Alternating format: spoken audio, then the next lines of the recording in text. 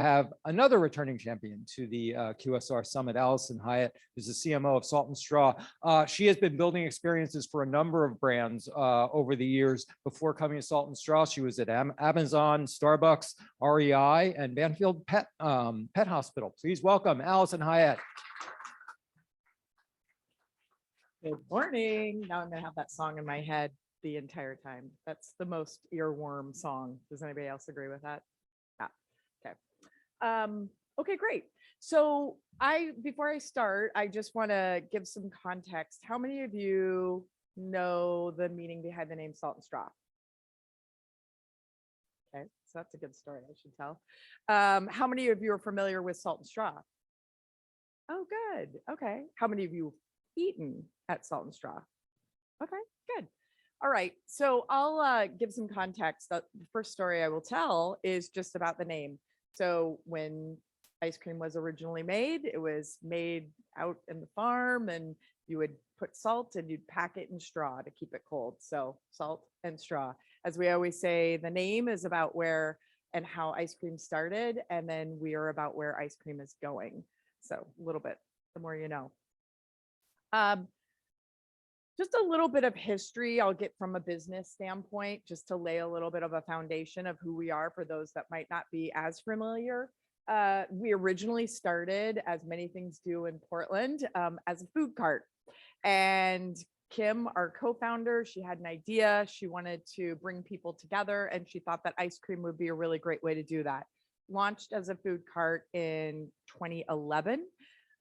Very quickly, with her cousin Tyler heading up and making the ice cream, started to get some real notoriety, if you will, in terms of how good this ice cream was. So we were picking up some steam there. You can see Tyler, and he got noted sort of one of the 30 under 30, changing the way that we eat, so on and so forth. So it's a little bit of the story behind the brand. We're growing, we're getting notoriety. And then we got the attention of someone like Danny Meyer, who said, you guys are onto something, and I'm going to invest. So we were really fortunate to bring him on. And then we started opening up restaurants outside of Portland. We went to LA, we went to the Bay Area. And then, because it's super smart and excellent timing, to go across the country and open up 2 shops in Miami during a global pandemic. So I highly recommend moving across the country and doing that. But all kidding aside, we have 25 shops in 4 states. Like I said, 23 of those are along the West Coast. And then we have 2 in Miami. We also have a shop here in downtown Disney, close by, sort of close. And then we'll be opening up in the spring at Disney Springs. So that just gives a little bit of a foundation for, we are pretty small, but we definitely have some tailwinds in terms of growth. And I want to share a little bit about what we think is driving a lot of that growth. And it's around stories, and really having fun with it. And as we talked about yesterday, there is this brand 3.0. I think somebody had said yesterday about how we will come back to that. And we're really going to lean into that. I'll wrap it up here. One of the things, we did open up 2 shops in Miami. We also, The Rock, and the reason I'll point out The Rock as being an investor is one of the main reasons that he actually became an investor is, yes, he really liked the ice cream, but it was also because, as you've noticed, he's been getting more and more into the production of his own films and movies and what have you. He really was taken to the stories that we were telling. So just giving a little bit background there. Okay, so what we're not going to talk about yesterday, I don't know about anybody else, but my head was just really full with all of these things that I know that we all spend a lot of time thinking about in terms of the metrics and the DSPs and the CTRs and the this and the that and what have you. And so I spend a lot of time talking about these things. So don't think that these things are being ignored. But for right now, I'm just going to take a moment and we're going to step aside and just share a little bit about how we lean into just the storytelling and the brand building. So we'll take a little mini vacation from these topics, and I'll give you that gift. And what we're going to do is we're going to talk about the power of storytelling. How many of you that are familiar with Salt and Straw are also familiar with seeing lines at our shops? Yeah. So unlike the name of quick serve restaurant, it's not because it's not necessarily fast in terms of we've measured it, we've timed it, and so on and so forth. It's just that people are wanting the experience of being in the shop. They don't want to necessarily want to run in and run out. They want to taste their way through the menu. We've been compared to wine tastings. You can come in, you can get a flight. They want to hear the story behind our menus. And I'll talk a little bit more about that. So this, what we say, these are our metrics around storytelling, are those lines in terms of getting people excited. So leaning more into that, we really look at ice cream as more than just ice cream. Ice cream for us is the platform for telling stories. When we think to do innovation, we don't start necessarily with the product in terms of like, okay, is it salt? Is it sweet? Is it this? Who, what age group? Blah, blah, blah. We're like, what is the story that we want to show and talk about? What do we want the menu to reflect of this moment? And I'll share some examples of that. This is really what we think about as what we are putting together behind these stories. We think in terms of our secret sauce, if you will, is really thinking about what is that innovation? How are we really making it relevant to our followers and our communities? And then how is there depth of, you could have the best stories, but if that ice cream is not delicious, it's going to be a real short lifespan, right? So how do you make sure that you are having a little bit of a different perspective in bringing these things to life? And this is what we really lean into to hope to reflect and give our stories the depth. As I've talked about, I'll just highlight, we spend a lot of time thinking about what goes into the ice cream, and we talk about it being, giving you something to taste about, is being taste provoking. So really making sure that we are serving up something that you have to turn to the person standing next to you and say, did you just taste that? Did you just experience what I just experienced? So we spend a lot of time talking about that. Now, here's where I want to spend a little bit of time. When we think about our menu, if you will, or our product launches, we do one a month. So it is innate in our being, if you will, that we have a base set menu, our classics, and then every single month we come out with a new menu that's 5 flavors. It's limited, it's just for that month. And so what we call these are these sort of fleeting experiences, and they're very rare in terms of, you don't know when you might get this again or not, which is part of the fun in some respects. So we have 60, if you think about it, 60 new flavors in a given year, plus we're doing some limited time offerings that we like to have fun with in more limited quantities via our e-commerce channel, and now our growing local delivery channel as well.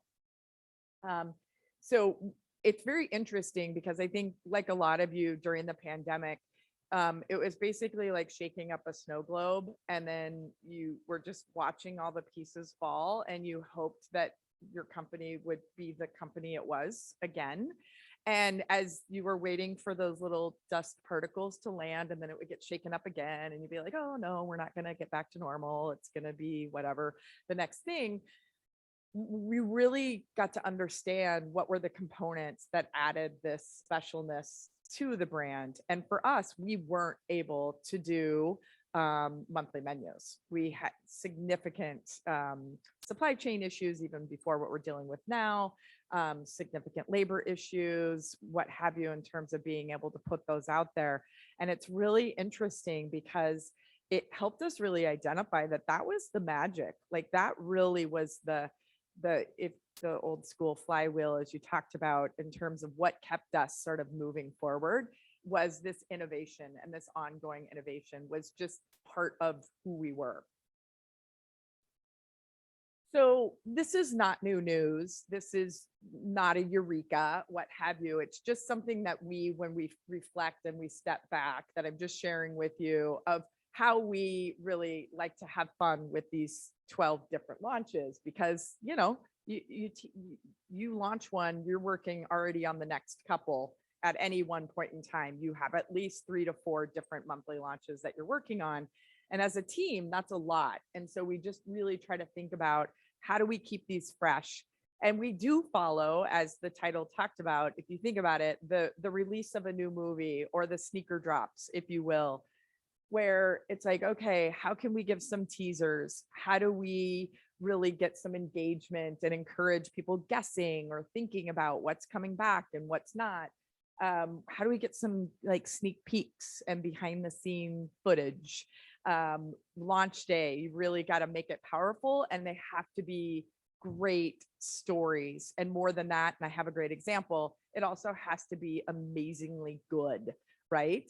And then share the reviews. Not necessarily, I don't mean that from the press, but from the customers. That's really fun to share that.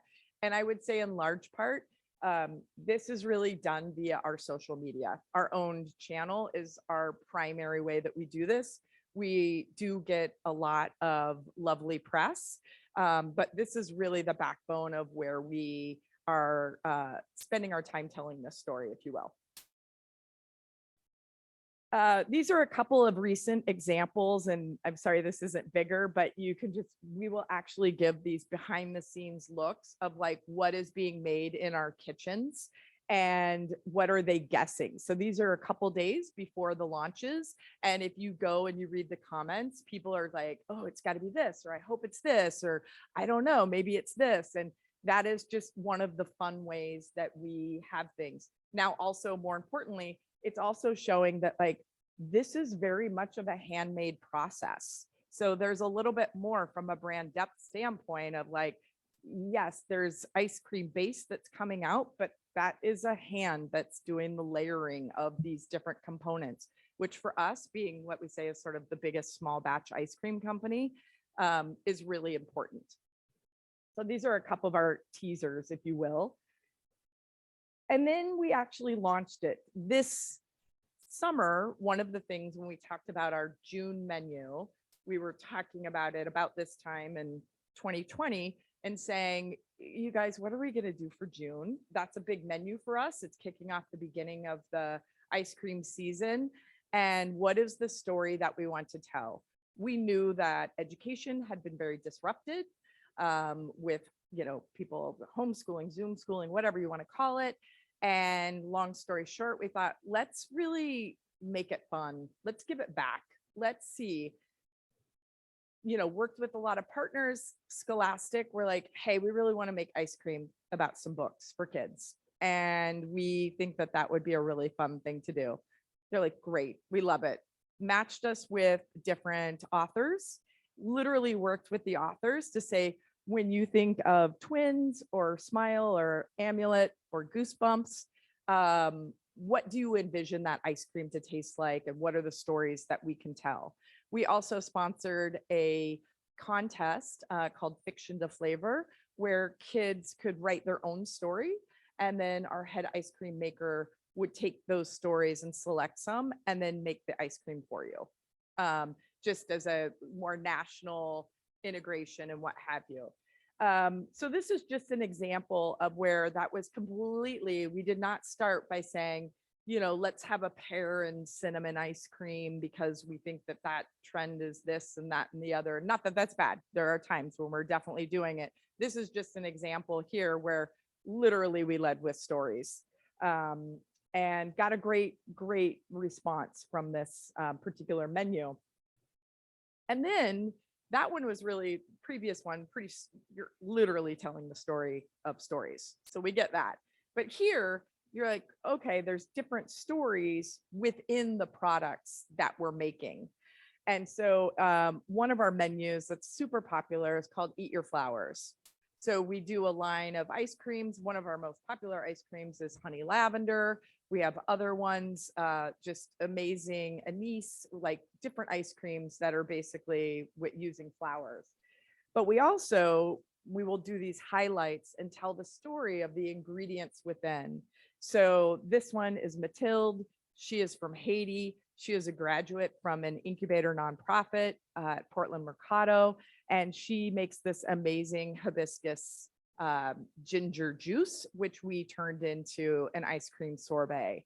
So again, there was just this, not about a hibiscus ice cream, but we actually sort of had that depth there and telling the stories. That's Tyler, our head ice cream maker at a brewery. We worked with some breweries to make some ice cream, and then talking about the cross-pollination of how they're very inventive and they have innovation and how we can really share. And then on the right-hand side, we do a big cereal menu the past couple of years, but there's one woman that is really changing the way that we think about cereal. How many people have heard of Off Limits? Anybody? Yeah, Off Limits. Emily Miller, creating a company. It's an internet brand cereal. It's amazing, but it basically, the milk left over in this particular Dash cereal turns into cold brew. So you eat your cereal, it turns into cold brew. So there's just fun connective tissue, but at the same point in time, we're sharing each other's audiences and each other's stories. So we are getting a chance to be able to tell our story on different platforms and vice versa. So I want to talk about this one because this is one that we normally will get a lot of press on. And I think it is a great example where you need to make sure that you have depth to the story and that it is good. Because a lot of people are like, oh, you guys serve that bug ice cream at Halloween? We put together this really fun menu. We're like, yep, we do. And people think it's very, trendy and what have you. And it is. It's fun. It's us having fun at Halloween. However, and some people, that's all they know is like, yes, they actually have these candy coated crickets and mealworms in their ice cream and this matcha ice cream. And isn't that crazy? Great. However, the point of the story is not necessarily this craziness, if you will. It's about the fact that we were working with this woman who is one of 3 bug farmers in the United States that's really focused on sustainable proteins and how there's just more of a story there. And also the ice cream's really amazing. So don't knock it till you try it. And I think that's also a way of building trust with your community of, I'm not just putting bugs in ice cream. There is more to it and it tastes really, really, really good. And there's a story within. And then last but not least, I'll bring it home. We just launched this last Monday, a week ago yesterday. We turned in a Thanksgiving dinner into ice cream form. I've listed the menu over here on the right-hand side. And people say caramelized turkey and cranberry sauce. Are you kidding me? I'm like, well, let me tell you about it. It's a salt and pepper based ice cream with turkey bacon that adds some crisp that has homemade cranberry jam swirled throughout. Sounds good compared to just like turkey ice cream. And it's amazing. The rolls one is even more amazing. So again, this is just something about how we all know that the best stories really transport you. And this brings everybody to their Thanksgiving memories. And it's almost as if Tyler knew when I was speaking this quote, we hadn't talked about what I was talking about. And he did this quote from this menu last week saying, we really do think about it as our theater of flavor. And we are the producers of a play. And then we drop that play. And then we introduce our characters, but we always are using nostalgia as an ingredient. So I just thought this was a timely way to wrap up how we're thinking about product development and stories and branding. Alison, thank you so much. Yeah. Now, some questions. We saw at the top of the show that everybody is increasing money in paid media. You said you're doing a lot of this through organic. Tell us which channels you're using, but especially what are your secrets for growing your organic reach? Yeah. So we are doing paid. We're, you know, very much in an early program development for our e-commerce channel. We ship ice cream nationwide, but also for our shop trade areas as well, and our new upcoming trade areas. So we are doing some paid social, obviously SEM, all of the above. I would say one of the big drivers that we have been fortunate to do is build a really strong social following. And I think that the biggest thing for us has helped the press. So just in the last week, I would say that Thanksgiving menu has reached almost 500 million impressions since launching last Monday. And so I think that that really helps a lot with our organic in terms of giving us that depth of the content that's on our site.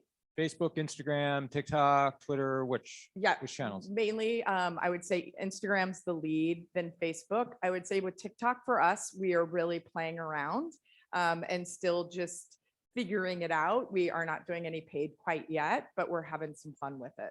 Are all of your consumers really on board with this approach and spirit and experience? What do you do for the consumer who says, look, you make killer rum raisin, stop the crap, just give me my killer rum raisin? Yeah, definitely, for sure. I would say that it's interesting. We have a couple different segments if we think about it. There's those that are like, oh, I really am a big foodie and I really want to know what's going on and how they're thinking and what are the trends. Great. Then there's the people of like, I love my salted malted chocolate chip cookie dough or my salted vanilla or, you know, just vanilla, what have you. But I am kind of curious about the cranberry turkey. So I'm going to go into the shop and I'm going to taste that, but I'm going to get my chocolate gooey brownie. So that's okay. So we know there's a certain number of flavors that are really not going to be the ones that people get a full scoop of, but are really going to add to this pushing of boundaries or this exploration.